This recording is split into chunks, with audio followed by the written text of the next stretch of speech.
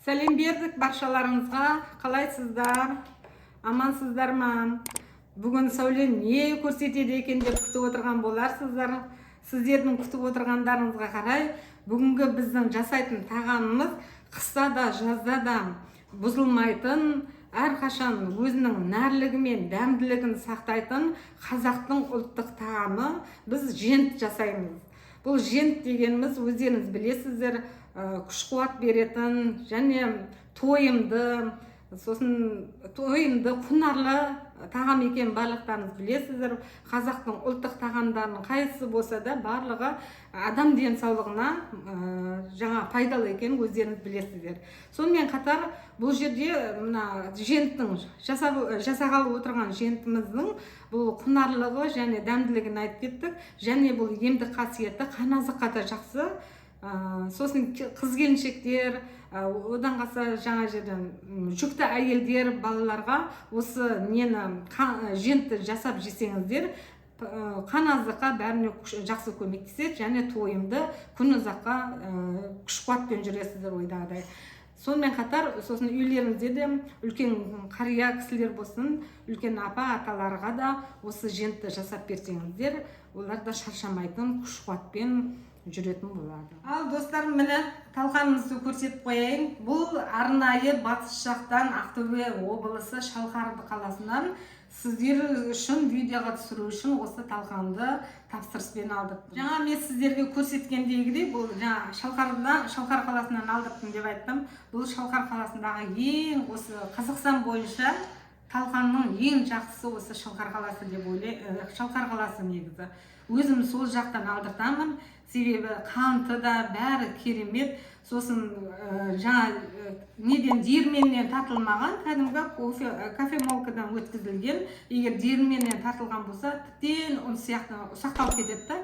Сондықтан осы ең жақсы жарма осы Шалқардың жармасы. Керек десеңіздер, астына телефон нөмірін қалдырамын. Заказ бергілеріңіз келсе, маған хабарласыңыздар.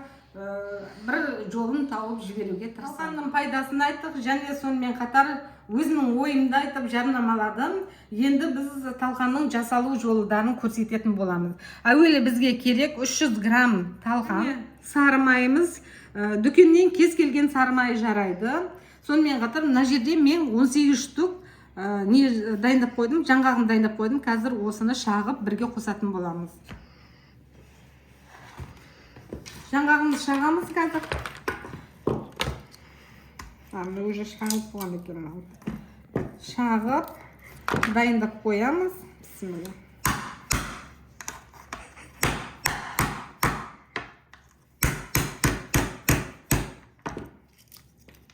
Достар, мені жаңғағымды шағып алдым. Енді қазір осыны немес қалқымен ұсақтайтын боламыз. Осылай ұсақтап кете береміз. Осының бәрі біткенше. Сосын кейін талқанға қосамыз. Талқанның өзінің қанты бар. Негізі керемет. Осы Шалқардың жармасы қатты ұнатам. Тәтті да өзінің қанты бар. Солаймен келеді. Кейбір женттерді көресіздер ғой, базарға барғанда, я болмаса инстаграмда, дүкенде заказ бергенде, одан қанттары өте аз болады. Ал Шалқардан заказ берсеңіздер, ол Шалқардың жегенде арманда, жемегенде арманда. Шын айтамын. Талқанда өте керемет. Міне осылай жаңғағымызды майдалап, ұсақтап аламыз. Сосын ұсақтап алғаннан кейін маймен бірге былғап жейтін боламыз. Міне достар, қараңыздар, езіп дайындап болдым. Енді осы қоспаны қазір мына талқанға салатын боламыз. Бисмиллахир-рахманир-рахим. Жақсылап осылай араластырып жібереміз. Содан кейін барып үстіне дүкеннің сары майын алып қоссаңыздар болады. Кез келген сары майы. Міне талқанымызбен жаңғағымызды дайындап қойды. Енді мына майымыз кішкене еріп дайын тұр. Осыны әбден араластырып жаңа талқанды мұжғылаймыз. Осылай. Міне достар, талқанымыз дайын. Әбден араластырдық. Майымен және жаңғағын талқанымызды қосып жақсылап араластырдық. Енді қазір бізде мына кішкене үйде мүкжидек қалып қойған екен. Осы мүкжидекті осы үстіне қосып жібереміз. Бұның да пайдасын білесіздер. Мүкжидек бұл давлениеге жақсы, давлениеге өте пайдалы. Осыны қосып жіберейік арасына. Сосын жақсылап тағы да бір араластырып жіберейік. Міне өте керемет талқан болды. Негізі шалқардың талқандары енді дәмді, қанты, бәрі керемет. Бұны жеген де арманда, жемеген де арманда. Қазір мен ыдысыма саламын. Қараңыздар. Бисмиллахиррахманиррахим. Ішінде жаңғағы бәрі бар. Енді сіздерге осымен қазір мен шай қойып жатырмын. Шайды қандай шай екенін қазір көрсететін боламын.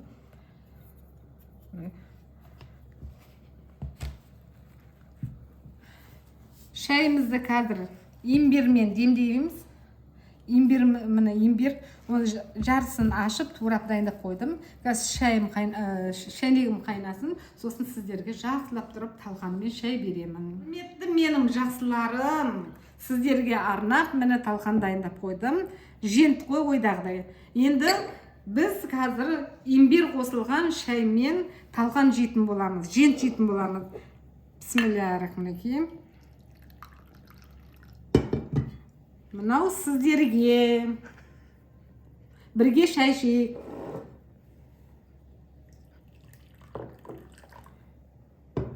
Ал мынау өзіме. Достар, міне осылай талқанымыздың жасалу жолы, жентіміздің жасалу жолы осы. Мұндағы ішкелі отырған шайымыз имбир қосылған шай. Имбирдің де емдік қасиеті бар, оны өздеріңіз біле жатарсыздар. Үшін барлығы емдік қасиет болып кетті. Ауырмайық, бәріміз денсаулығымыз мықты болып, имбир шайымен шай ішіп, осылай талқанмен ас болсын барлықтарыңызға.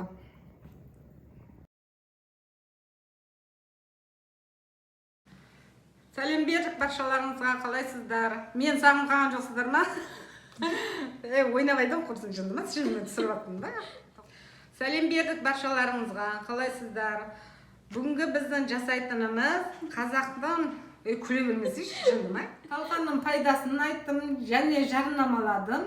Енді талқанның жасалу жолдарын көрсетемін. Бізге қажетті заттар: талқан, одан кейін барып закромам,